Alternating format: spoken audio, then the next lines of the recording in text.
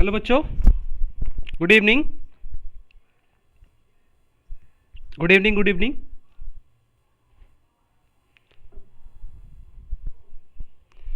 बच्चों, हम लोग आज जो कल हम लोग पढ़ रहे थे चैप्टर नंबर 10, चलो मंडी घूमने, ठीक है। उसका हम लोग पार्ट 2 देखने वाले हैं। ये पार्ट नंबर 2 है। इससे पहले मैंने पार्ट 1 पढ़ा दिया आपको डिटेल से। तो चलिए स्टार्ट करते हैं। आज एक बार स्वागत करता हूँ आपके अपने YouTube channel focus on study पर। मैं आपका सचिन, आपका मेंटोर। आज हम लोग फिर से वही पार्ट 2 इसकी चर्चा करने वाले हैं। कल मैंने पार्ट 1 पढ़ाया था, ठीक है। कल मैंने पार्ट 1 पढ़ा दिए थे एकदम डिटेल से, ठीक है। और आज हम लोग इसी का पार्ट 2 करने वाले हैं। अध्याय 10, चलो मंडी घूमने, ठीक है। चले मंडी घूमने। तो चलिए स्टार्ट करते हैं बिना किसी देरी के। अगर जिस बच्चे ने नहीं देखा होगा पार्ट 1, उसे जाके देख लीजिए। मैंने बहुत अच्छे से पढ़ाया है, ठीक है। बागान क्या होता है, सारा चीज़ मैंने पढ़ाया है। अब हम लोग पढ़ने वाले हैं बागान से मंडी तक, ठीक है। बागान का मतलब क्या होता है, देखो ये कोई मान लो कि खेत है, ठीक। कोई खेत है। इस खेत में अगर तुम कुछ भी बोते हो, फल सब्जी कुछ भी, वो बागान कहलाता है, बागवानी कहते हैं उसको, ठीक है।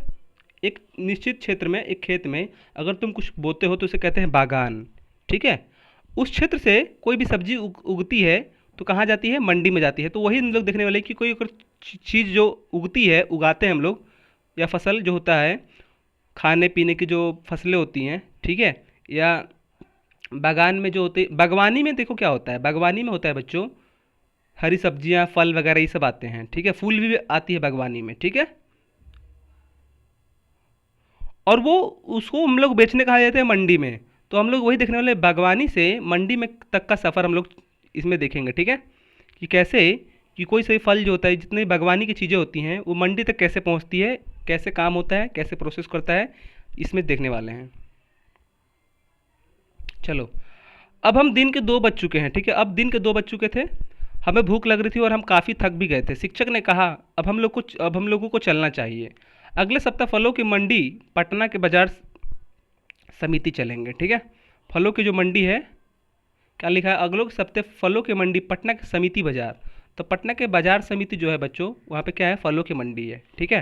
तो देखो बागान में क्या, मैंने क्या होता है, बागान में बताया था कि फल आते हैं, फूल आते हैं, ठीक है। जितने भी वनस्पतियाँ आती है, सारा चीज़ बागानी में आती है, ठीक है। सब्जी वगैरह सब आती है बागानी में। तो मंडी कहाँ चलेंगे, बाजार समिति, ठीक है। अगले सप्ताह हम सुबह सुबह फल मंडी पहुँचे। हमें यहाँ चारों ओर फल की दुकानें थी, ठीक है। हमारे यहाँ चारों तरफ फल की दुकान थी। कहीं आम ही आम नज़र आ रहे, तो कहीं केले ही केले बड़ी आढ़त में, कहीं सेब ही सेब, तो कहीं नारंगी के ढेर, और कहीं अंगूर की बहुत सारी पोटियाँ रखी थी, पेटियाँ। कहीं आम की सुगंध, तो कहीं सड़े नारंगी की बदबू आ रही थी। अगर हमारे शिक्षक अनुरोध हम पर मेहताब साहब फल मंडी के बारे में जानकारी देने को तैयार हो गए। सबसे पहले मेहताब साहब हमें फल मंडी के उस भाग की ओर ले गए जहाँ से आम और लीची के बड़े बड़े टोकरों और पेटियाँ रखी थी। मेहताब साहब कौन है बच्चों, यहाँ पे गाइडर हैं। गाइडर मतलब क्या, जिस मान देखो गाइडर कौन होता है, अगर किसी क्षेत्र में तुम जा रहे हो, अगर तुमको उसको पता नहीं है, तो वहाँ पे एक गाइडर होता है। उसको पैसे दे के तुम इसके बारे में सारा चीज़ जो बताएगा तुमको, कि यहाँ पे ये है, यहाँ पे ये है, यहाँ पे ये है, तो यहाँ पे ये है। और तुम्हारा समय भी बचेगा। लेकिन जो आदमी बताएगा, वो आदमी इस जगह से पूरी तरह परिचित रहेगा, ठीक है। और जो नए आदमी होंगे वो तो जगह जानेंगे नहीं। लेकिन क्या होता है कि जो गाइडर होता है वो यहीं का रहता है, या इसी आसपास का वो व्यक्ति रहता है, वो सारा बताएगा कि यहाँ पे ये है, यहाँ पे ये है। उसे कहते हैं गाइड, ठीक है। अगर किसी दूसरे देश में जाते हो, मान लो कि नेपाल वगैरह में जाते हो, तो तुमको कुछ पता नहीं है, तो तुमको घूमने के लिए क्या करना पड़ेगा, गाइडर लेना पड़ेगा। गाइडर का मतलब कोई व्यक्ति रहेगा नेपाल का ही, कुछ पैसा लेगा और तुमको पूरा घुमा देगा तुमको, ठीक है। उसे कहते हैं गाइडर। तो यहीं पे गाइडर है मेहताब साहब, वो बच्चों को बता रहे हैं टीचर के साथ, ठीक है, कि यहाँ पे ये है, यहाँ पे ये है। जो बच्चे मान लो कि दूसरे जगह इलाके से आए होंगे पटना के बारे में जानने के लिए, तो मेहताब साहब जो यहाँ के गाइडर हैं, या कुछ दुकानदार वगैरह होंगे, कुछ पैसे लेके उनको इनके बारे में, मंडी के बारे में बता रहा है कि देखो यहाँ पे ये है, ये बागानी मंडी है, या अनाज मंडी है, ठीक है। ऐसे सबसे पहले मेहताब साहब हमें फल मंडी के उस भाग की ओर ले गए। देखो लेके जा रहा है मेहताब, कौन, गाइडर है ये एक प्रकार का, जहाँ आम और लीची के बड़े बड़े टोकरे थे। कई तरह के आम नज़र आ रहे थे, कुछ आम कच्चे तो कुछ आम पक्के थे। कई प्रकार की लीचियाँ थी, कुछ बड़े तो कुछ बड़े आकार के, छोटे और सूखे थे। ये बागान से फल मंडी तक पहुँचने में देर होने के कारण सूख गए थे। यहाँ पे एक बात नोटिस किया होगा आपने बच्चों, यहाँ पे क्या लिखा है, बागान से फल मंडी तक पहुँचने में कुछ देर होने के कारण क्या होते, सूख गए थे। मतलब क्या होता है कि अगर आप बागवानी से अगर मान लो कि फल वगैरह तोड़ते हैं, अगर उसको टाइम से नहीं पहुंचाएंगे तो बच्चों क्या होता है, ख़राब हो जाते हैं बच्चों, ठीक है।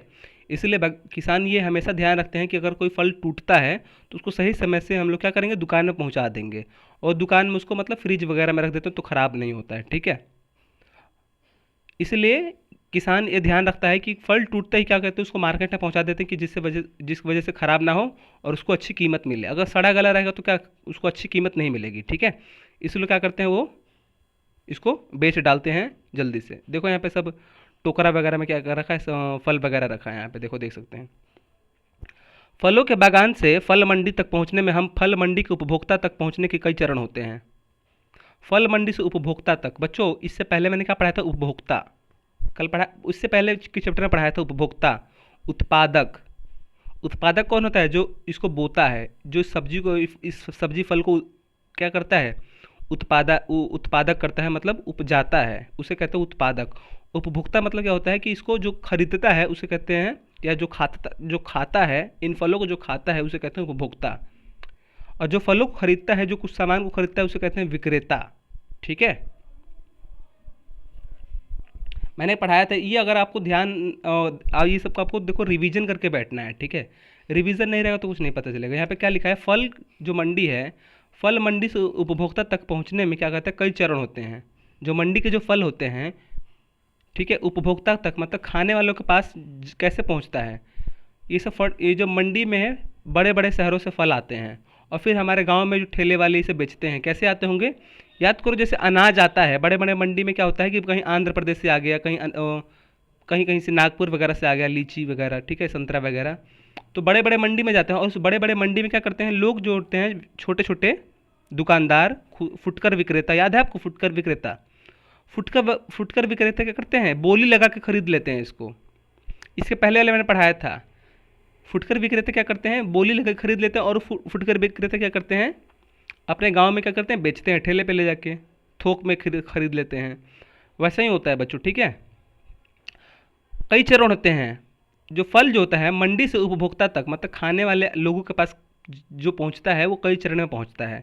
अब आपको तो पता लग गया होगा, जैसे अनाज पहुंचता है मंडी से छोटे छोटे छोटे छोटे उपभोक्ता के पास, छोटे छोटे दुकानों में, कि कैसे कैसे एक मंडी से आता है, फिर होलसेलर के छोटे व्यापारी, फिर छोटे व्यापारी से फुटकर विक्रेता, फिर फुटकर विक्रेता से मतलब अन्य अन्य लोग खरीदते हैं हम लोग खाने के लिए, ठीक है। तो ये वर्ड यहाँ पे इंपॉर्टेंट है कि जो फल है वो उपभोक्ता तक कैसे पहुँचता है, तो कई चरण हैं, आपको याद होगा। हर चीज़ में देखो, हर चीज जितना भी अनाज वगैरह होता है, जितना भी उपभोग करने की चीज़ है, उपभोक्ता जितने भी खाने की चीज़ है, वो होता है किसान के पास जैसे पहुंचता है, छोटे छोटे लोगों के पास पहुंचता है, कैसे पहुंचता है, उसके कई चरण होते हैं, ठीक है। आपको पता है, पहले मंडी में आता है कुछ भी चीज़, मंडी के बाद छोटे विक्रेता के पास, फिर छोटा फुटकर विक्रेता, फिर थोक में आता है, ठीक, ऐसे वगैरह आता रहता है, ठीक है। तो बहुत सारे चरण होते हैं, देखो चैन की तरह है एक प्रकार का। ये मैंने सारा पिछली वीडियो में बता दिया, आपको रिवीजन करना होगा, ठीक है, तभी आपको समझ में आएगा। मेहताब साहब ने सबसे पहले हमें आमों के बारे में बताया। बिहार के विभिन्न हिस्सों में कई तरह के आम पैदा होते हैं। पटना शहर के दीघा का दूधिया मालदा और भागलपुर का जर्दालू आम अपने स्वाद और सुगंध के लिए काफ़ी प्रसिद्ध है। पटना शहर के दीघा का दूधिया मालदा, दीघा दीघा का दूधिया मालदा और भागलपुर का जर्दालू आम, ठीक, याद रखना ये सब काफ़ी मशहूर है। इन्हें बिहार से बाहर भी भेजा जाता है। इस मंडी में आम बिहार के कई हिस्सों से आता है। इस मंडी में जो आम जो होते हैं कई बिहार से आता है, कई बिहार के हिस्सों से आता है इस मंडी में। ये आम की हम लोग मंडी में है, ठीक है। और इस मंडी में जो आम आता है वो बिहार के कई क्षेत्रों से आता है, कई हिस्सों से आता है। फल मंडी से छोटे दुकानदार, ठेले वाले और टोकरी वाले फल बेचने वाले महिलाएं फल खरीदती है। देखो इस प्रकार पटना के बाजार और मोहल्ला में फल पहुंचता है। तो यहाँ पे जो क्वेश्चन है देखो, फल मंडी के से उपभोक्ता तक पहुंचने के कई चरण होते हैं। तो कौन कौन से चरण है बच्चों, तो पहले सब क्या आता है, फल जो होता है सबसे पहले मंडी में आता है।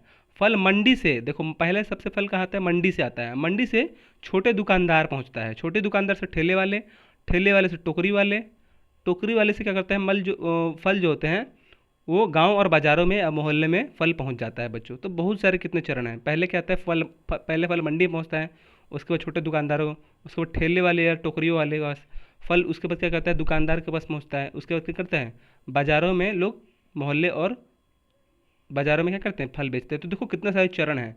तो कोई से भी खाद्य पदार्थ जो होता है, जो भी खाने वाला पदार्थ होता है, फल हो गया, गेहूँ हो गया, चावल हो गया, क्या कहते हैं, बहुत सारे चरण होते हैं जिससे हम आम लोगों के पास वो खाना क्या होता है, पहुंच पाता है बच्चों। ठीक है, हम लोग खाना पते हैं टेबल में, हमारे प्लेट में पहुंच पाता है, ऐसा ही। तो बहुत सारे चरणों से गुजरना पड़ता है। तो ये देखो यहाँ पे सब लगा रखा है आम वगैरह। तो क्या होता है वहाँ पे, दीघा का दूधिया, दीघा का कौन सा आम फेमस है, दूधिया। द से दीघा, द से दूधिया, याद रखना। ठीक है, और यहाँ पे कौन सा जर्दालू आम कहाँ का है, भागलपुर का जर्दालू आम, याद रखना। ठीक, भागलपुर में कोई आम होगा उसको कहते हैं जर्दालू आम। ठीक है, इसलिए दिया गया है।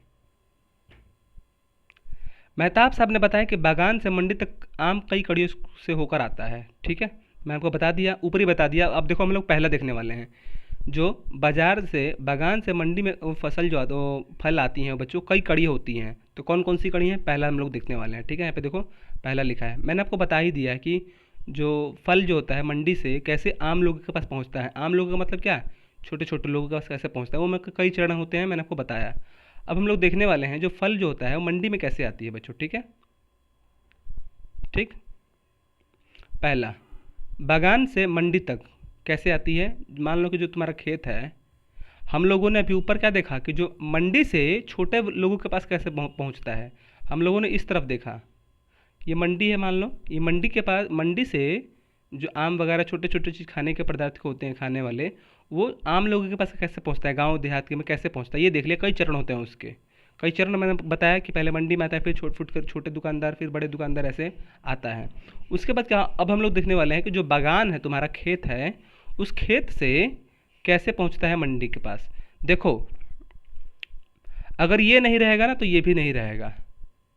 अगर राइट जो ये मान लो कि ये है, ये अगर नहीं रहेगा तो ये भी नहीं रहेगा। क्यों बच्चों, मैं बता रहा हूँ। देखो मंडी से, मंडी से क्या होता है, मंडी से छोटे दुकान और छोटे किसानों के पास आम पहुंचता है। जो आदमी होते हैं छोटे छोटे, या गांव मोहल्ले में आम पहुंचता है मंडी से। अगर देखो ये इंपॉर्टेंट नहीं है, ये इंपॉर्टेंट है ज़्यादा, स्टार जो लगा रहा हूँ वो इंपॉर्टेंट है। क्यों, क्योंकि देखो मंडी में, मंडी से जो फल होता है कब पहुँचेगा, जब मंडी में फल आएगा। याद रखना, मंडी से मोहल्ला में कब पहुँचेगा फल, जब बागान से मंडी में फल आएगा तभी तो पहुँचेगा। नहीं तो मंडी में अगर मान लो फल ही नहीं रहेगा तो दुकान विक्रेता के पास कैसे पहुँचेगा, दुकानदार के पास कैसे पहुँचेगा। तो सबसे पहले बागान से अगर खेती, बागान से अगर मंडी में फल नहीं जाती है तो ज़्यादा इंपॉर्टेंट कौन हुआ, ये बागान से पहले मंडी पहुँचाओ, फिर मंडी से तो सब जगह जाती है। ये बागान है, देखो ऐसा चित्र बना लेना, ये बागान है, यहाँ पे लिख लेना बागान, फिर यहाँ पे लिख लेना मंडी, फिर यहाँ पे लिख लेना ये ऐसे ऐसे पहुँचता है मंडी से छोटे छोटे इलाके ऐसे पहुँचता है। तो पहले बागान से मंडी में जाना चाहिए, फिर मंडी से हर जगह जाता है। ठीक है, याद रखना। तो सबसे ज़्यादा इंपॉर्टेंट कौन सा प्रोसेस है, ये वाला कि बागान से मंडी तक पहुँचना चाहिए। मंडी में अगर आ जाएगा तो सब जगह पहुँच जाएगा, याद रखना। ठीक, तो अब हम लोग देखने वाले हैं जो बागान से मंडी तक जो फल वगैरह पहुँचते हैं वो कैसे पहुँचते हैं। तो पहला हम लोग क्या देखने वाले हैं, ये पहला पॉइंट, व्यापारी किसानों से उनके आम के बागान को मौजर आने के बाद खरीद लेते हैं। वे पेड़ों की धुलाई व कटाई का छिड़काव अपने स्तर से करते हैं। वे किसानों से यह करार कहते हैं कि आम उत्पादन का कुछ हिस्सा वह किसान को देंगे। फल आने के बाद वह आम तोड़कर उसी ट्रकों को फल में से मंडी पहुंचाते हैं। तो सबसे पहला पॉइंट क्या है, जो बागान से मंडी में कैसे फल पहुंचता है बच्चों। तो पहला उसका प्रोसेस क्या है, किसान के जो पेड़ में मोजर आते हैं बच्चों, आपने देखा होगा कि जो आम के फल में क्या होता है, मोजर आता है। तो मोजर जैसे ही आता है तो बच्चों क्या करते हैं, जो बड़े बड़े किसान होते हैं, मोजर जैसे ही आता है, मोजर को देख के कितना मोजर लगा है उस मोजर के अनुसार किसान उस पेड़ को खरीद लेते हैं। पेड़ नहीं खरीदते, उस मोजर को खरीद लेते हैं, उस पेड़ को, कि एक बार का हम फल इसमें तोड़ेंगे, फिर अगली बार तो फिर तुम्हारा हो जाएगा। ठीक है, तो जैसी मोजर आता है तो किसान क्या करते हैं, वो बड़े बड़े व्यापारी क्या करते हैं, मोजर को, पेड़ को खरीद लेते हैं कि भाई ये पेड़ हम, इस पेड़ हम खरीद रहे हैं और जितना आम निकलेगा हम वो तुमको उसमें से थोड़ा दे भी देंगे और उसको हम बेचेंगे। तो पहला पॉइंट ये हुआ कि जो किसान जो होते हैं बच्चों, उनको मोजर आने के बाद वो किसान को, वो बड़े बड़े व्यापारी को बेच देते हैं। ठीक है, और उसके बाद जो बड़े बड़े व्यापारी होते हैं अपने अनुसार उसमें धुलाई करते हैं, कटाई करते हैं। ठीक है, उसकी रक्षा करते हैं, और कीटनाशक दवाई होते हैं उसको छिड़काव करते हैं कि कीड़ा वगैरह ना लगे। ठीक। और जितना फल वगैरह निकलता है बच्चों क्या करते हैं, वो तोड़ लेते हैं और कुछ किसान को भी दे देते हैं थोड़ा खाने के लिए, और सारा क्या करते हैं, ट्रकों में लादकर मंडी तक पहुंचा देते हैं। ये तो पहला पॉइंट हुआ। ठीक। क्वेश्चन लिखो, अपने ये क्वेश्चन लिखो करना, या मैंने ये जो करा रहा हूँ उसका क्वेश्चन लिखना कि हमारे, लिखो, हमारे देश में, हमारे देश में, लिखो क्वेश्चन, हमारे देश में मंडी से, हमारे, लिखो, हमारे देश में बागान से मंडी में पहुंचने के लिए, लिखो, हमारे देश में बागान से मंडी में पहुंचने के लिए फसलों की किन किन प्रक्रियाओं से होकर गुजरना गुजरना पड़ता है बच्चों। ठीक है, ये लिख लेना। एक बार फिर से बोल रहा हूँ कि हमारे देश में बागान से मंडी तक पहुंचने में फलों का किन किन प्रक्रियाओं का सामना करना पड़ता है, लिखें। तो पहला पॉइंट ये लिख देना बच्चों। ठीक है, पहला पॉइंट आपको बता दिया कि पहले क्या करते हैं। दूसरा पॉइंट पढ़ते हैं हम लोग। व्यापारी किसान से उनके आम के बगीचे 3 या 5 साल की अवधि के लिए खरीद लेते हैं, के लिए भी खरीद लेते हैं। एक किसान को पैसे के अलावा प्रत्येक वर्ष फल आने का उत्पादन कुछ हिस्सा दे देते हैं बच्चों। अब दूसरा पॉइंट क्या हुआ बच्चों, यहाँ पे लिख लेना। दूसरा पॉइंट क्या हुआ, जो दूसरा पॉइंट है बच्चों, यहाँ पे क्या कहते हैं, हम लोग पहले पहले वाले पॉइंट में देखा था कि किसान जो होता है 1 साल के लिए खरीद लेता है, लेकिन दूसरा पॉइंट में क्या होता है, जो किसान होता है वो कम से कम 5 साल के लिए भी खरीद सकता है, 10 साल के लिए भी खरीद सकता है, उसको पैसा दे देता है और उसको तोड़ के फिर से पहुंचा देता है। मतलब क्या होता है कि उस साल बांध लेता है कि भाई हम 2 साल तुम्हारे पेड़ को खरीदते हैं, 2 साल में जितना आम आएगा हम तोड़ेंगे, ठीक है, तुम नहीं तोड़ोगे और तुमको तोड़ के कुछ दे भी देंगे। तो यहाँ पे क्या होता है कि 1 वर्ष बांध लेता है, देखो 3 या 5 साल की अवधि के लिए, ठीक है। और फिर उसी की रखवाली करता है, जैसे यहाँ पे 1 नंबर में करता था उसकी रखवाली, छिड़काव का, कीटनाशक छिड़काव का, वैसा वो भी करता है। लेकिन इसमें क्या होता है, अलग क्या है पहले और दूसरे में, पहले में क्या है कि वहाँ पे 1 साल के लिए, और दूसरे में क्या है कि कम से कम 3 या 5 साल के लिए खरीद लेता है, 10 साल भी खरीद सकता है वो अपने अनुसार, ठीक है, और उसके हिसाब से उसको पैसे दे देगा। तीसरा पॉइंट क्या है बच्चों, कुछ बड़े किसान खुद अपने आम को बागान से तोड़कर मंडी तक पहुँचाते हैं और उन्हें ज़्यादा कमाई होती है। तो ज़्यादा कमाई तो तीसरे में ही होगी ना, किसान जो मंडी में तोड़ के बेचते होंगे, अगर उनका खुद का पेड़ होगा तो बच्चों सोचो, खुद का पेड़ होगा तो किसी को पैसे देने की आवश्यकता नहीं होगी, खुद तोड़ो और खुद बेचो। तो तीसरा क्या है कि जो कुछ बड़े किसान होते हैं खुद पेड़ लगवाते हैं और उसको मंडी में तोड़ के बेच देते हैं बच्चों, ठीक।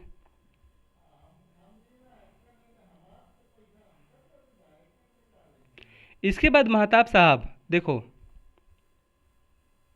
मैंने 3 चीज़ बताया, वो जो क्वेश्चन लिखवाया था अभी 3 पॉइंट लिख देना उसमें, ठीक है, और उसके बाद आगे बताऊंगा, अगर आगे समझ लिखना होगा तो लिख देना और उसको भेजना। इसके बाद महताब साहब ने आम मंडी से सटी लीची के में ले जाकर हम लोगों को लीची के बारे में बताया। तो आम वाले क्वेश्चन लिख लेना, ठीक है। लीची भी इसी प्रकार कड़ियों से होकर जगह जगह और देश में कोने कोने तक पहुंचती है। इसी प्रकार भी लीची लीची भी होती है बच्चों, याद रखना, ठीक है। आम, सब्जी, केला, इसी प्रकार लीची भी होती है। जहाँ पे केला अधिक होता होगा तो पे किसान खरीद लेते होंगे फल को या पेड़ को, या कुछ किसान ऐसे होंगे जो खुद उपजाते होंगे, कुछ किसान ऐसे होंगे जिनका खुद का पेड़ होगा बच्चों, ठीक है, वो भी तोड़ के मंडी में ऐसे ही बेचते हैं। भारत का कुल लीची उत्पादन का 80% बिहार राज्य में होता है बच्चों, याद रखना। भारत में जो कुल उत्पादन होता है लीची का वो 80% कहाँ पे होता है बच्चों, बिहार में होता है, ठीक है। और यहाँ की शाही लीची काफ़ी प्रसिद्ध है, आपसे एग्जाम में पूछ देगा कि शाही लीची झारखंड की प्रमुख फल है, तो क्या हो जाएगा, गलत हो जाएगा, क्योंकि झारखंड में थोड़ी ना शाही लीची होती है। शाही लीची कहाँ पे होती है बच्चों, बिहार में होती है, तो यहाँ पे लिख लेना है, याद रखना। मुजफ्फरपुर क्षेत्र में सबसे ज़्यादा लीची उत्पादन होता है बच्चों, ठीक है। कहाँ पे होता है, मुजफ्फरपुर क्षेत्र में सबसे ज़्यादा लीची कहाँ पे होता है, मुजफ्फरपुर में। इसलिए मुजफ्फरपुर से ट्रेन और ट्रक से लीची कानपुर, दिल्ली, मुंबई और देश के कई बड़े शहरों में व्यापारियों के माध्यम से भेजी जाती है। और मुजफ्फर से कई लीची प्रसंस्करण उद्योग है, जिससे लीची के जूस, जैम, जेली, मधु आदि बनाए जाते हैं बच्चों, ठीक है। मुजफ्फरपुर में मतलब मुजफ्फरपुर में कई लीची की प्रसंस्करण है। प्रसंस्करण उद्योग मतलब क्या, प्रसंस्करण मतलब क्या, रिफाइनिंग एक प्रकार कह सकते हैं उसको, प्रोसेसिंग मतलब क्या, उसको मतलब गला के सड़ा के क्या करते हैं हम लोग, लीची बनाते हैं, जूस बनाते हैं, जैम बनाते हैं, मधु बनाते हैं आदि। तो एक प्रकार का पद्धति होता है प्रसंस्करण। मतलब जैसे मान लो कि जैसे लीची वगैरह उसको क्या करते हैं, छिलका हटा के उसको क्या करते हैं, बहुत सारा मशीन वगैरह में उसको सड़ाते हैं, गलाते हैं, जिसके बाद क्या करते हैं, जूस वगैरह, जेली वगैरह हम लोग बनाते हैं, तो उसको प्रसंस्करण उद्योग कहते हैं बच्चों, ठीक है, जिसके माध्यम से किसी दूसरी वस्तु का निर्माण हो। जैसे लीची है, लीची को प्रसंस्करण कर देंगे तो क्या हो जाएगा, जूस बनेगा, जेली बनेगा, मधु बनेगा, ठीक है। तो प्रसंस्करण का मतलब क्या, कि किसी वस्तु को हम लोग दूसरी वस्तु में हम लोग क्या करते हैं, बदल देते हैं बच्चों, ठीक है। लीची को हम लोग इतने प्रकार की वैरायटी में हम लोग यहाँ पे देखो बदल दे रहे हैं, इसको कहते हैं प्रसंस्करण। टमाटर को अगर प्रसंस्करण कर देंगे तो चटनी बन जाएगी, टमाटर का जूस बन जाएगा। अगर सेब को प्रसंस्करण कर देंगे तो सेब की चटनी बन जाएगी, सेब का जूस बन जाएगा।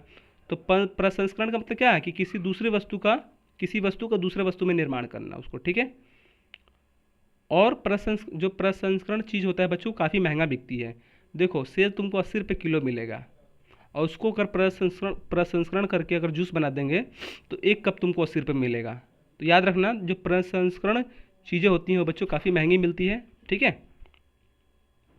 जैसे लीची जूस, और यहाँ पे मुजफ्फरनगर में क्या होता है, कई प्रकार की क्या है, प्रसंस्करण उद्योग हैं। तो प्रसंस्करण उद्योग समझ गए, इसको लिख लेना बच्चों कॉपी में, डेफिनेशन है ये। प्रसंस्करण उद्योग किसे कहते हैं, प्रसंस्करण मतलब क्या, किसी भी वस्तु को किसी नए वस्तु में बदलने की पद्धति को क्या कहते हैं, प्रसंस्करण उद्योग। जैसे एग्जाम्पल में लिख लेना, लीची को, एग्जाम्पल में लीची को जैम जूस, सेब को जूस, ऐसे। और गेहूँ को क्या कहते हैं, बिस्किट, गेहूँ का ब्रेड, ऐसे। ये सब क्या है, गेहूँ को प्रसंस्करण करके बिस्किट बनाए जाते हैं, ब्रेड बनाए जाते हैं, चपाती, रोटी सब बनाया जाता है, ठीक है। उसको कहते हैं प्रसंस्करण उद्योग, ठीक है। प्रोसेसिंग इंडस्ट्री कहते हैं उसको इंग्लिश में। फलों एवं सब्जियों को ज़्यादा समय तक बचाए रखना संभव नहीं होता है, क्योंकि वे जल्दी खराब हो जाते हैं। इसलिए इनको अधिक समय तक बचाए रखने के लिए शीत गृहों का निर्माण किया जाना चाहिए। शीत गृहों में अधिक समय तक इनका सुरक्षित भंडारण किया जाता है बच्चों एक और पॉइंट बता रहा हूँ यहाँ पे, बहुत ही इंपॉर्टेंट है, लिख लेना और उसको याद रखना। देखो बच्चों, अभी मैंने बताया कि जो प्रसंस्करण जो चीज़ें होती हैं, काफ़ी महंगी मिलती है। क्यों, देखो प्रसंस्करण चीज़ें होती है बच्चों, मान लो कि अगर तुम टमाटर अगर रख दोगे 10 दिन तो क्या हो जाएगा, गल जाएगा, सड़ जाएगा ना।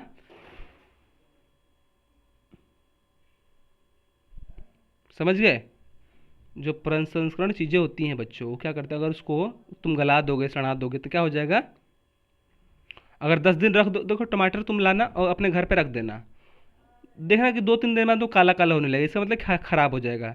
लेकिन उसी टमाटर को अगर जो कंपनी वाले होते हैं उसको पीस वगैरह के क्या करते हैं, उसको पीस के क्या करते हैं, उसको जूस वगैरह बना देते हैं या चटनी बना देते हैं। टमाटो जूस आपने देखा होगा बोतल में, चाउमीन वगैरह की दुकान पे रखी होंगी, तो कब बहुत दिनों के टमाटर की बनती हैं। तो जो प्रसंस्करण चीज़ें होती है जल्दी ख़राब नहीं होती हैं, याद रखना, ठीक है। इसलिए उनको कहते हैं, पैसे हमेशा ख़राब नहीं होते हैं, इनको पैसा बचते हैं। किसानों को आय बढ़ाने के लिए क्या करना पड़ेगा बताओ, किसानों की आय बढ़ाने के लिए पहले क्या करें, उनको बाजार से जोड़ना पड़ेगा, दूसरा प्रसंस्करण उद्योग से भी जोड़ना पड़ेगा। समझ गए, किसानों की आय बढ़ाने के लिए क्या करना पड़ेगा, उनको तो पहले बाजार से जोड़ना पड़ेगा, और दूसरा प्रसंस्करण उद्योग से जोड़ना पड़ेगा। टमाटर बना रहे हो तो टमाटर सिर्फ बेचो मत, टमाटर की अगर चटनी बना दोगे तो उससे ज़्यादा तुमको पैसा मिलेगा। टमाटर मान लो कि 30 रुपये मिलेंगे, और तुम 1 बोतल चटनी बना दोगे तो 300 रुपये बन जाएगी। ये जल्दी ख़राब भी नहीं होगा और तुमको ये महंगा भी बिकेगा। तो किसानों की आय बढ़ाने के लिए हम लोग ने 2 पॉइंट पढ़ लिया अभी तक। एक तो पहले उसे बाजार से जोड़ो, और दूसरा क्या है, उसको प्रसंस्करण क्षेत्र से जोड़ दो। समझ गए बच्चों, याद रखना। और तीसरा पॉइंट ये है कि किसानों अगर मान लो कि उनको प्रसंस्करण उद्योग से नहीं जोड़ पा रहे हैं किसानों को, तो शीत गृह बनाए जाते हैं, कोल्ड स्टोरेज। बड़े बड़े शहरों में क्या बनता है, कोल्ड स्टोरेज, शीत गृह, ठीक है। वहाँ पे क्या करते हैं बच्चों, ये जो टमाटर वगैरह, जितने भी अनाज वगैरह, जितने भी सड़ने वाली चीज़ें होती है उसको रख दिया जाता है। कोल्ड स्टोरेज का मतलब क्या, कोल्ड मतलब क्या, ठंडा भवन या ठंडा घर, जहाँ पे एसी वगैरह लगा होता है, ठीक है, जिससे क्या होता है, ख़राब नहीं होता है कुछ भी चीज़, बहुत बहुत दिनों तक रखा रहता है। तो टमाटर वगैरह क्या करते हैं, वो जितने भी टमाटर प्याज ये सब रख देते हैं, आलू की ख़राब ना हो, और जब दाम महंगे होते हैं तब ये निकाल के बेचते हैं। तो शीत गृह से भी जोड़ सकते हैं, ठीक है, उनका फसल ख़राब ना हो। तो किसानों की अगर आय मान लो कि घट रही है, क्यों घट रही है, कि उनके पास शीत गृह नहीं है। शीत गृह अगर होते तो जितना अनाज है वो क्या अपना रख देते शीत गृह में, और जब जैसे महंगा होता तो बेचते, ठीक है। या शीत गृह की कमी भी है, मान लो कि 2 ही शीत गृह हैं और बहुत सारे किसान हैं, तो कहाँ से होगा, या शीतगृह है ही नहीं, ऐसा हो सकता है। ठीक है, तो शीतगृह उसे कहते हैं जहाँ पे अनाज को रखा जाता है। और शीतगृह में क्या होता है बच्चों, क्या होता है, फ्रीजर होता है। फ्रीजर बहुत मतलब घर में, पूरा घर में एसी रहता है और उसमें सभी बोरी के बोरी क्या बोलते हैं सामान रखा जाता है, जिससे ख़राब नहीं होता, एक एक साल डेढ़ डेढ़ साल तक सामान रह सकता है। ठीक है, कुछ भी फ्रिज में कुछ भी ठंडा, देखो कोई भी चीज़ कैसे ख़राब होती है बच्चों। देखो मान लो कि जो रोटी है, रोटी कैसे ख़राब होती है, कोई भी चीज़ कैसे ख़राब होती है बच्चों, महकती कैसा है, उसमें ठंडी और गर्मी दोनों मिक्सर हो जाती है बच्चों। बाहर रखोगे ठंडी गर्मी और पानी, जब तीनों मिक्स हो जाएंगे बच्चों तो क्या हो जाएगा, कोई भी वस्तु खराब हो जाएगा, रिएक्शन होता है इससे। अगर देखो तुम फ्रिज में अगर कुछ रख दो तो ठंडी तो मिलेगी, पानी तो मिलेगा, लेकिन धूप नहीं मिलेगा उसको, इसलिए ख़राब नहीं होता है। सब्जी जो होता है बच्चों, सब्जी मान लो कि तुम्हारी मम्मी दाल या सब्जी सुबह रखी होगी, तो मान लो कि गर्मी के दिनों में क्या होता है बच्चों, ख़राब हो जाता है, दाल महकने लगता है। क्यों? क्योंकि उसको गर्मी भी मिल रही है, ठंडी भी मिल रही है हल्की हल्की, और गर्मी और ठंडी जैसी मिलेगी वो रिएक्शन होगा और क्या हो जाएगा, दाल खराब हो जाएगा, सब्जी खराब हो जाएगा। वही फ्रिज में रख दो तो ठंडी तो मिलेगी, लेकिन क्या हो जाएगा, उसको गर्मी नहीं मिलेगी। तो गर्मी जो होता है बच्चों, धूप का प्रकाश जो होता है, प्रकाश, सूरज का प्रकाश क्या होता है, किसी भी चीज़ को ख़राब कर सकता है। ठीक है, ठंडी और गर्मी जब मिलेगा तो हमारे शरीर को कहते हैं सरद गर्म हो गया। कैसे होता है, जब ठंडी और सर्दी का, ठंडी और गर्मी को तो दोनों मिक्सचर होता है तो हमारे शरीर में सरद गर्म हो जाता है, कहते हैं खांसी आने लगेगी, छींक आने लगेगी। इसलिए तो कहते हैं कि दौड़ के आके पानी मत पिया करो लोग, या कहीं से धूप में आ रहे हैं तो पानी मत पिया करो। क्यों? क्योंकि देखो ये प्रसंस्करण होता है बच्चों। ये देखो मैंने बताया कि अगर जैसे दौड़ के आ रहे हैं तो, दौड़ के आ रहे हैं तो तुम्हारा तो शरीर गर्म है, दौड़ के आ रहे हैं तो क्या होगा, तुम्हारा शरीर गर्म है, और तुम पानी पी लोगे तो क्या हो जाएगा, तुरंत ठंडा होगा, रिएक्शन करेगा, ठंडा गर्म, और जिससे तीसरे प्रकार पदार्थ का निर्माण होगा, तुमको चक्कर आने लगेगा, छींक आने लगेगी, और तुम्हारा भी सब्जी खराब हो जाएगा। समझ गए? ऐसा ही कहते हैं। देखो कोई मान लो कि तवा गर्म है, और तवा गर्म में अगर पानी की छींटे मारोगे तो छन छन आवाज़ करता है। क्यों? क्योंकि ठंडा गर्म है मिक्सचर। ऐसे ही हमारा शरीर भी करता है। इसलिए कहीं दौड़ वगैरह क्या हो तो पानी आधा घंटा बाद पियो, 10 मिनट बाद पियो, क्योंकि शरीर ठंडा हो जाता है। और जब ठंडा ठंडा होगा, फ्रिज जैसा ठंडा, फ्रिज में ठंडा है और ठंडा मिल भी रहा है, तो क्या हो जाएगा, ख़राब नहीं होगा। इसलिए कहते हैं दौड़ वगैरह क्या हो तो पानी मत पिया करो अब से। ठीक है, याद रखो। अभी से एग्जाम्पल सीखो। शीतगृह में क्या होता है बच्चों, शीतगृह में क्यों नहीं खराब होता, बताओ, शीतगृह में खराब क्यों नहीं होता? क्यों? क्योंकि वहाँ पे सूर्य का प्रकाश जो होता है नहीं पड़ता है बच्चों। ठीक है, चारों तरफ एसी लगा रहता है। ठीक, और वहीं पे अगर धूप का प्रकाश अगर रहता तो क्या खराब हो जाता। शीतगृह जो होता है भंडारण होता है, भंडारण, अनाज को भंडार किया जाता है वहाँ पे। ठीक है, अनाज को मान लो कि ये बहुत बड़ा रूम है, उसमें सभी जिला के अनाज भर दिया जाता है, बहुत बड़ा रूम होता है, अनाज भर दिया जाता है, और यहाँ पे ऑन कर दिया जाता है, वो क्या बोलते हैं, एसी वगैरह ऑन कर देते हैं, ठंडा ठंडा पहुँचता है। एक बड़ा सा फ्रिज समझ लो, एक पूरा घर जितना, घर से तिगुना चुगना क्या होता है, फ्रीजर होता है, उसमें फ्रिज लगा दिया जाता है पूरे घर में, मशीन, फ्रिज की मशीन, पूरा घर क्या होता है, ठंडा ठंडा कर देता है, जिसकी वजह से ख़राब नहीं होता है अनाज। ठीक है, कुछ भी चीज़ ख़राब नहीं होता है। क्यों? क्योंकि धूप की प्रकाश भी नहीं मिलती है। ठीक है, और किसी भी चीज़ को ख़राब होने के लिए मैंने बता दिया कि सरद गर्म जो होता है, रिएक्शन होना ज़रूरी है ठंडी और गर्मी की, तभी चीज़ कोई ख़राब होती है। सरकार ने इस दिशा में देखा क्या है, शीतगृहों में अधिक समय तक इनका सुरक्षित भंडारण किया जा सकता है। ठीक है, तो कुछ भी चीज़ खराब होता है तो कहाँ पे रखना चाहिए, शीतगृह में। और किसानों की आय बढ़ानी है तो शीतगृह ज़्यादा होना चाहिए कि कम होना चाहिए। किसानों की अगर आय बढ़ानी है तो शीतगृह का अधिक होना चाहिए। क्यों? क्योंकि मान लो कि बहुत बड़ा जिला है, सब लोग खेती कर रहे हैं, शीतगृह मान लो कि एक ही है, वो भर गया तो सभी लोगों का अनाज खराब हो जाएगा। तो अधिक से अधिक मात्रा में शीतगृह होना चाहिए। ठीक है, जिससे सभी किसान अपना अपना क्या करें, अपना अपना अनाज सुरक्षित कर सके, जिससे वो बाद में निकाल के बेच भी देंगे, क्योंकि ख़राब नहीं रहेगा तो कोई बिक जाएगा, ख़राब रहेगा तो आप भी नहीं लेंगे। ठीक है, तो शीतगृह होता है किसानों की आय बढ़ाने के लिए बहुत ही इंपॉर्टेंट है। सरकार ने इस दिशा में कई सकारात्मक कदम उठाए हैं। बागवानी फसलें जैसे कि फलों का विकास तभी संभव है जब इनकी प्रसंस्करण इकाई लगाई जाए, इनके कई उत्पाद और इकाई द्वारा तैयार की जाए। फल प्रसंस्करण इकाई लगाने की बिहार में काफ़ी संभावना है। इस दिशा में चलकर सरकार ने काफ़ी प्रयास किए हैं। अब सरकार के प्रयास देखते हैं। इसके बाद महताब साहब ने हमें फल मंडी के उस भाग में ले गए जहाँ केले के बड़े बड़े आदत थे। ठीक है, इसको हम लोग कहते हैं घवद, इसको कहते हैं घवद, हमारे बिहार में कहते हैं घवद। कोई घवद होगा। ठीक, यहाँ पे लिखा है आधट, आधट लिखा है। यहाँ केले के छोटे छोटे घौद, देखो यहाँ पे लिखा नहीं है घौद, घौद इसको घवद कहते हैं हम लोग, घौद नजर आ रहे हैं। फल मंडी में केला मुख्यतः वैशाली और आसपास के क्षेत्रों में तब तथा नवगछिया और भागलपुर क्षेत्र में आता है। ठीक है, केला कहाँ से आता है बच्चों, देखो लीची मुजफ्फरपुर से आता है, ये सब याद रखना पॉइंट। जो जर्दालू आम होता है कहाँ से आता है वो लिखो, कमेंट में लिखना। और जो दुधिया आम होता है दीघा से आता है, ये सब याद रखना। ठीक है, और जो केला होता है बिहार में कहाँ पे होता है, वैशाली क्षेत्र से, नवगछिया और भागलपुर से आता है, ये सब याद रखना, पॉइंट एग्जाम में पूछ भी लेता है कभी कभी। पूरे राज्य का लगभग 50% केला इन्हीं क्षेत्रों से आता है, कहाँ से, भागलपुर, वैशाली और नवगछिया। ठीक, वैशाली वगैरह में जाएंगे बिहार में तो बस केला का पेड़ दिखेगा। पूरे राज्य का 50% केला इन्हीं क्षेत्रों से आता है। केला उत्पादक किसान प्रायः केला स्थानीय व्यापारियों को खेती में ही बेच देते जाते हैं। क्या कह रहा है देखो यहाँ पे कितना अच्छा पॉइंट लिखा है। जो केला उत्पादक जो होते हैं बच्चों, उत्पादक मतलब कौन, जो उत्पाद करता है, किसान। किसान प्रायः केला स्थानीय व्यापारियों को खेत में ही बेच देते हैं।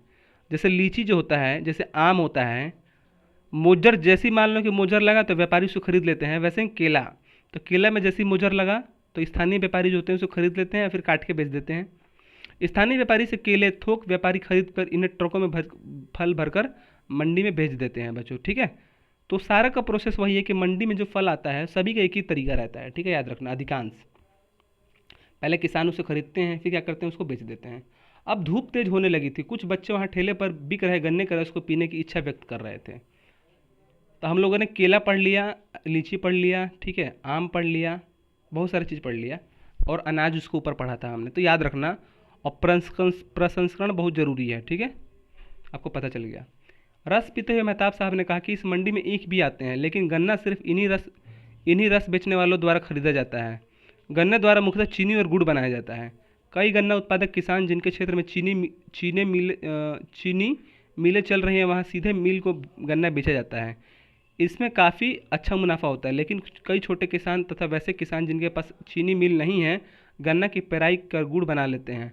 गुड़ की भी अच्छी कीमत किसानों को मिल जाती है। हालांकि गुड़ बनाने में अधिक श्रम तथा समय लगता है तथा गन्ना बिहार के प्रमुख व्यावसायिक फसल है।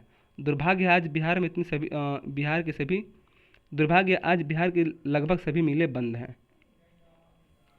तो बिहार में बच्चों क्या होता है कि अधिकांश जो मिल होते हैं क्या है, बंद हैं।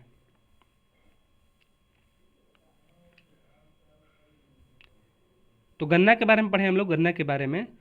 इस मिल जो ये मंडी हम लोग पढ़ रहे हैं पटना का, इस मंडी में क्या होता है, गन्ना भी आता है। और ये गन्ना कौन खरीदता है, ये ऊख बेचने वाले जो हैं वो गन्ना खरीद लेते हैं। जो ऊख बेचते हैं वही तो खरीदेंगे भाई, कौन खरीदेगा। ठीक है, या त्यौहार वगैरह छठ पूजा वगैरह आता है तो लोग खरीदते हैं, लेकिन अधिकांश जो गन्ना होता है वो ऊख बेचने वाले खरीद लेते हैं। और ऊख बेचने वाले तो ऊख पेराई करके करते हैं, बेचते हैं, या तो गुड़ बनाते हैं। ठीक है, और जो गन्ना है बच्चों, चीनी और गुड़ दोनों बनता है गन्ना से। लेकिन बिहार में क्या है, यहाँ पे लिखो, यहाँ पे क्या लिखा है देखो, बिहार में अधिकांश जो होते हैं मिलें बंद हो गई हैं। ठीक है, अधिकांश मिलें बिहार की लगभग सभी बंद हैं, जिससे यह जो व्यापारी जो होते हैं गन्ना खरीद लेते हैं ऊख बेचने वाले। ठीक है, ऊख बेचने वाले खरीदते हैं। अब पढ़ने वाले हैं जूट। जूट किसे कहते हैं, ठीक है। जूट बिहार की एक प्रमुख फसल है। पूर्णिया, किशनगंज, कटिहार जिले में इसका अधिक उत्पादन होता है। पूर्णिया के गुलाब बाग में जूट की बहुत बड़ी मंडी है। जूट का उपयोग मुख्यतः पैकेजिंग, फर्निशिंग, वस्त्र उत्पादन आदि में होता है। तो जूट का उपयोग कहाँ पे होता है बच्चों, पैकेजिंग में होता है। किसी भी चीज़ का पैकेट बनाने के लिए जूट का उपयोग किया जाता है। फर्निशिंग, वस्त्र उत्पादन आदि। पर्यावरण संरक्षण कारकों में जूट और उससे निर्मित वस्तुओं की मांग और बाजार निरंतर बढ़ रहा है। बिहार में जूट आधारित उद्योग लगाने की काफ़ी संभावनाएं हैं।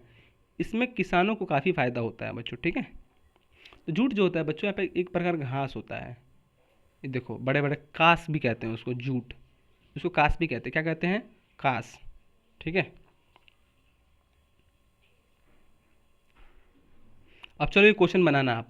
शीतगृह के निर्माण से किसे फायदा हो सकता है, चर्चा करें। तो ये क्वेश्चन आपको बताया था मैंने, शीतगृह क्यों जरूरी है। सुनना वीडियो में फिर से। अपने घर और आसपास के सर्वे करें कि पिछले 15 वर्षों में लोगों की फल की खपत क्या क्या परिवर्तन आए हैं। तो तुम छोड़ देना नहीं होगा। बिहार में फल प्रसंस्करण आदि उद्योग लगाने की क्या क्या संभावनाएं हैं, चर्चा करें। फल प्रसंस्करण मतलब क्या, वही मैंने आपको बताया नहीं था कि इसको प्रसंस्करण करके जो जूस, चटनी, अचार ये सब बनाना। तो इसकी क्या क्या संभावनाएं हैं बच्चों, आपको बताना है। ठीक है, कि कैसे हो सकता है बिहार में जो फल प्रसंस्करण क्षेत्र है आधारित, वो कैसे और बढ़ेगा। नेक्स्ट क्वेश्चन है, स्वतंत्रता से पूर्व बिहार के देश को चीनी का कटोरा कहा जाता था बच्चों। ठीक है, स्वतंत्र आज़ादी के पहले बिहार को चीनी का कटोरा कहते थे।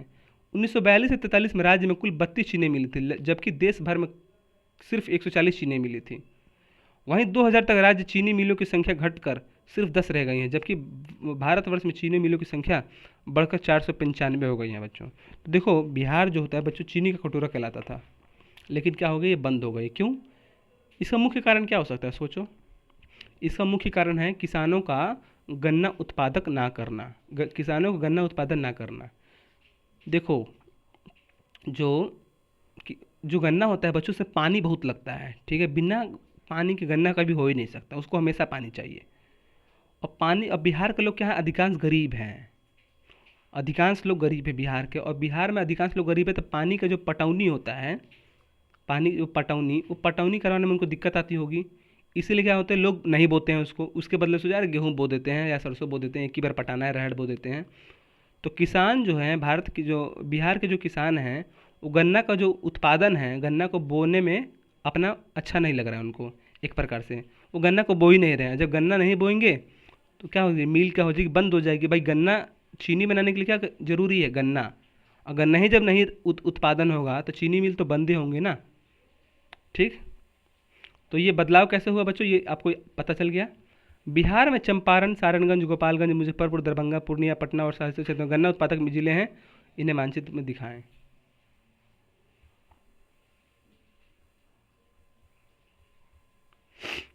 चलो ये लास्ट पैरा है, ये क्वेश्चन कर लेना है सारा क्वेश्चन। ठीक है, बाजार की कड़ी को समझते हुए हमने देखा किसान की फसल मंडी या मिल तक कैसे पहुंचती है। कुछ किसानों का फसल का उचित भाव मिल जाता है, परंतु बहुत से छोटे किसान इससे वंचित रह जाते हैं। ठीक है, कुछ किसानों का फसल उचित भाव में मिल जाता है, परंतु बहुत से छोटे किसान जो होते हैं बच्चों वंचित रह जाते हैं। देखो इसीलिए तो सरकार ने एमएसपी लाया। एमएसपी जो है सरकार ने किस लिए लाया, एमएसपी जो है सरकार ने किस लिए लाया, कि जो बच्चों, जो किसान को जो उचित रेट नहीं मिल रहा है, इसलिए एमएसपी ला दिया कि नहीं सरकार खुद रेट निकालेगी, जिससे जो बिचौलिए होते हैं, बिचौलिए का मतलब क्या, जो बीच में व्यापारी हैं, जो बीच के व्यापारी हैं, वो कम दाम में किसानों से खरीदते थे, लेकिन उनको आय बढ़ाने के लिए सरकार ने क्या किया, एमएसपी लाया। ठीक है, न्यूनतम समर्थक मूल्य, एमएसपी का हिंदी नाम क्या है, न्यूनतम समर्थन मूल्य। न्यूनतम समर्थन मूल्य सरकार ने एमएसपी लाया, और सरकार वो रेट निकालती है हर साल, जिसके वजह से जो किसान को कम पैसा मिलता है वो वहाँ पे सरकार को अपना अनाज बेच देता है। ठीक है, और सरकार क्या होती है, अनाज उनसे खरीद लेती है। इस स्थिति में परिवर्तन के कई सुझाव भी सामने आए हैं। हमने यहाँ पे समझा कि थोक बाजार या मंडी के कारण फसल एक जगह पहुँचती है और फिर दूर दूर के उपभोक्ताओं तक, अन्य व्यापारी तक पहुँचाया जाता है। इन कड़ियों को समझते हुए कई संभावनाएं के फायदे नुकसान पर विचार किया जा सकता है। उदाहरण के लिए शीतगृह का होना, उद्योग लगाना, फसलों में बदलाव लाना, असमानता को कम करने के लिए जरूरी है कि मंडी व्यवस्था बेहतर बने और इसका लाभ छोटे और मध्यम किसानों तक पहुँचे। और बच्चों किसानों की आय बढ़ाने के लिए सरकार ने क्या थे, उचित शीतगृह भी बनवाएं, कि शीतगृह बनेगा तो जो किसान है, बहुत सारा मान लो कि अनाज उसका हुआ, तो सारा मान लो कि बिक नहीं रहा है तो कुछ इसमें रख भी देगा, कुछ इसमें रख देगा तो ख़राब नहीं होगा, कुछ बेच देगा। अगर सारा बिक जाता है तो बिक देगा, और कुछ नहीं मान लो कि बिका तो क्या हो जाएगा, ख़राब हो जाएगा। इसलिए शीतगृह अगर बनवाती है सरकार तो किसानों के फ़ायदा होगा उससे, और किसानों की आय भी बढ़ेगी। किसानों की आय कैसे बढ़ेगी शीत बढ़ने से, बता रहा हूँ।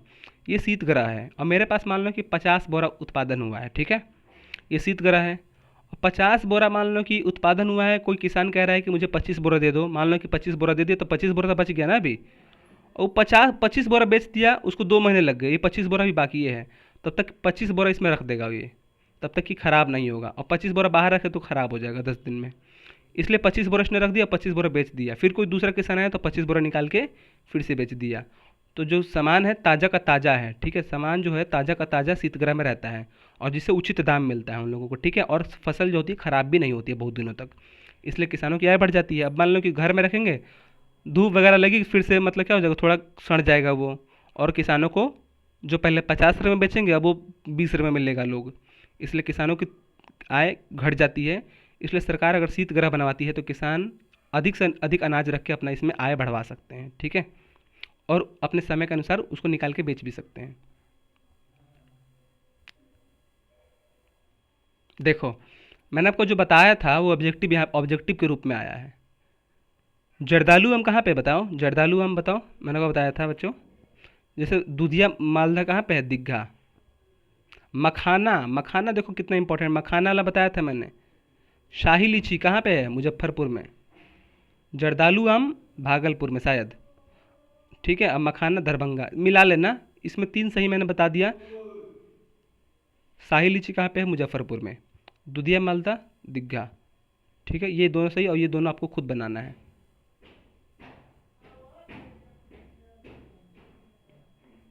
नेक्स्ट है थर्ड, कृषि उपजों के न्यूनतम समर्थन मूल्य से क्या समझते हैं, इससे किसानों को क्या फ़ायदा होगा। ये क्वेश्चन आपको करना है। अगर ये क्वेश्चन नहीं करोगे तो बहुत मारूंगा आपसे तुमको। मैंने बहुत अच्छे से बताया ये क्वेश्चन कि जो कृषि उपजों में न्यूनतम समर्थन मूल्य एमएसपी से आप क्या समझते हैं, इससे किसानों को क्या फ़ायदा होता है, ये लिखना है।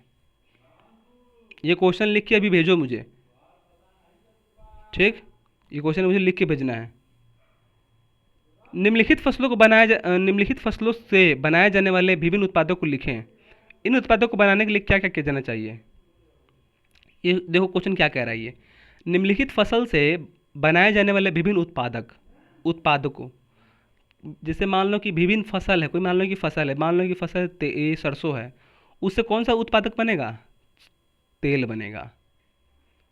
मान लो कि गेहूँ है, गेहूँ से क्या बनेगा, बिस्किट बनेगा, या आटा बनेगा, रोटी बनेगा। तो वही कह रहा है, मान लो कि सेब है, उससे क्या बनेगा, जूस बनेगा, दवाई में भी यूज होगा। ठीक, तो वही कह रहा है फसलों से बनाए जाने वाले विभिन्न उत्पादकों को लिखें। कौन कौन सा फसल से उत्पादन में हम लोग बना सकते हैं, जैसे गेहूं से बिस्किट हो गया, और जैसे सरसों से क्या हो जाएगा, तेल हो जाएगा। ठीक है, वैसे और बहुत सारे, लीची से क्या हो जाएगा, जैम जैम हो जाएगा, जूस हो जाएगा। ठीक है, वैसे बनाना है आपको। तो फसलों से बनाए जाने वाले कौन से उत्पादक है बच्चों, ये लिखना है आपको। और इन उत्पादों को बनाने के लिए क्या क्या किया जाना चाहिए, आपको बनाना लिखना है। अगर मान लो कि ये वाला पोर्शन नहीं आ रहा है, ये वाला पोर्शन, तो इसको काट देना, कम से कम इतना ही लिख देना कि दो चार फसल का नाम बता देना कि किससे क्या बनता है, किससे क्या बना सकते हैं हम लोग। ठीक, जैसे आलू से चिप्स भी बना सकते हैं, वैसे लिखना है। फसल से कौन से उत्पादक बना सकते हैं खाने वाले, उसको लिखना है। इधर फसल लिख देना, और इधर खाने वाले का नाम लिख देना, उत्पादन, कि उससे हम लोग क्या बना सकते हैं। जैसे यहाँ पे लिख लेना फसल, और यहाँ पे लिख देना उत्पाद। यहाँ पे पहले लिखना आलू, आलू से क्या बना सकते हैं, सब्जी बना सकते हैं, चिप्स बना सकते हैं। ठीक है, बहुत सारे और बना सकते हैं। लिख देना सेब, सेब से क्या बनेगा, दवाई बनेगा, जूस बनेगा, चटनी बनेगी। ऐसे टमाटर, चटनी बनेगी, जूस बनेगा। ठीक है, ऐसे लिखना है। देखो यहाँ पे, देखो यहाँ पे, देखो ये जैसे फसल है, ये उत्पाद है, यहाँ पे लिखना है गेहूं से क्या क्या बनेगा, इसी में भरना है आपको। ठीक है, लीची से क्या बनेगा, गन्ने से क्या बनेगा, जूट से क्या बनेगा, कुछ नहीं करना है, इसी को आपको भर देना है। निम्नलिखित फसलों के सामने खाली बॉक्स को भरें अपने अपने आस पास के अनुभव के आधार पर। तो आपको भरना है। देखो ये फसल है, किस स्थानीय मंडी में बेचा जाता है, आपको पता होगा। जैसे यहाँ पे लिख लेना, चावल धनौरा बाजार, गेहूँ धनौरा बाजार, मक्का धनौरा बाजार, आम धनौरा बाजार, केला धनौरा बाजार, सब बिकता है। किसानों को क्या भाव प्राप्त होता है, तो किसानों का भाव कैसे लिखते हैं। चावल मान लो कि 35 रुपये किलो मिलता है, गेहूँ भी 22-25 रुपये किलो मिलता है, ऐसे अपने अनुसार। आम मान लो कि 60 रुपये किलो, केला भी 70 रुपये दर्जन, ऐसे। ये वहाँ वहाँ से कहाँ पहुँचाया जाता है, वहाँ से कहाँ पहुँचाया जाता है बच्चों। ठीक है, कहाँ पहुँच जाता है, आम लोगों के पास। ठीक है, दिए गए चित्र में गुप्त रूप से आम का भाव तय किया जा रहा है, खुली नीलामी प्रक्रिया इससे कैसे भिन्न है।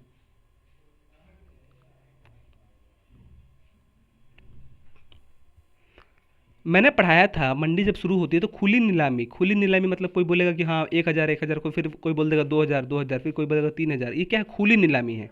लेकिन यहाँ पे क्या है, गुप्त रूप से किसी को पता ही नहीं है, बस किसान को पता है। किसान अगर मान लो कि इसका अगर कीमत है मान लो कि 50 रुपये, तो कहेगा ये 60 रुपये किलो है। वो क्या है, गुप्त रूप से। लेकिन खुली नीलामी में क्या होता है, खुली नीलामी में क्या होता है, कोई चोरी वगैरह नहीं होती, जिसको मन है वो ले लेगा। यहाँ पे नीलामी नहीं हो रही भाई, ये खुद को पता है कि बेच रहे हैं। तो खुली नीलामी आपको पढ़ाया था मैंने, नहीं याद है क्या। खुली नीलामी मान लो कोई, ये मान लो केला है, तो कोई कहेगा कि किसान का, मान लो कि किसान को केला है, कहेगा कि 500 रुपये से स्टार्ट करो। कोई कहेगा 500 500, फिर कोई कहेगा 501 501, फिर कहेगा कि नहीं भैया मुझे 500 1000 में चाहिए, फिर कहेगा कि नहीं 1000 नहीं मुझे 1200 में चाहिए, फिर कहेगा कि कोई 3000 में चाहिए। जो जो सबसे ज़्यादा बोली लगाएगा उसको ये दे दिया जाएगा, ठीक है। तो इसे कहते हैं खुली नीलामी। तो ये गुप्त रूप से आम का भाव तय किया जा रहा है यहाँ पे, जिसको मतलब किसान ही जानता है, केवल किसी को पता नहीं है कि कितना बढ़ाया है कितना घटाया है। और खुली नीलामी में क्या प्रक्रिया है, ये कैसे अलग है बच्चों, ये आपको लिखना है। तो कम से कम ये भी आपसे कि ये क्वेश्चन मुझे लिख के भेजो, ये वाला, ठीक है। ये मैंने आपको बहुत अच्छा समझाया है और इसको लिखना है। तो टोटल मैंने आज आपको चैप्टर नंबर 10, ठीक है, पढ़ा दिया एकदम डिटेल से बच्चों, ठीक है। 10 नंबर चैप्टर खत्म हो, शायद ये मुझे खत्म हो गया है, शायद एक चैप्टर और बचा होगा, चैप्टर नंबर 11, तो वो पढ़ा देंगे। इसके बाद ये चैप्टर खत्म हो जाएगा, फिनिश हो जाएगा। फिर कल से हम लोग नया चैप्टर पे, नया जो आपका पार्ट है, नया बुक है, उस पर हम लोग चलेंगे, उसको पढ़ाने की कोशिश करेंगे, ठीक है। तो आज ये शायद लास्ट चैप्टर है या शायद चैप्टर 11 होगा, तो उसको हम लोग नेक्स्ट वीडियो में देखेंगे। ये पार्ट खत्म हुआ, पार्ट 1 पार्ट 2 दो वीडियो में। तो अच्छा से मैंने पढ़ा दिया है बच्चों। अगर वीडियो अच्छी तो लाइक कर देना, चैनल को सब्सक्राइब कर देना और अपने दोस्तों को भेजना यार, ठीक है। अपने दोस्त वगैरह को भेजना कि वीडियो कैसा अच्छा आपको लगता है कि नहीं लगता है। हो सके तो क्लास 7 के जितने बच्चे होंगे ना उनको भेजना कि हाँ एक सर हैं वो पढ़ाते हैं, अगर उनको अच्छा लगे तो खुद पढ़ेंगे, नहीं अच्छा लगे तो कोई बात नहीं, लेकिन उनको बोलना। बच्चे तो पढ़ेंगे नहीं मुझे पता है, लेकिन कोई बात नहीं, मैं अपने भाई के लिए पढ़ा रहा हूँ, कोई दिक्कत नहीं है मुझे, ठीक है। तो चलो मिलते हैं नेक्स्ट वीडियो में, बाय। और पढ़ना मन लगा के ये क्वेश्चन आपसे करके भेजना है हमको, ठीक है, जल्दी से जल्दी व्हाट्सएप पे। ओके बाय, जय श्री कृष्णा।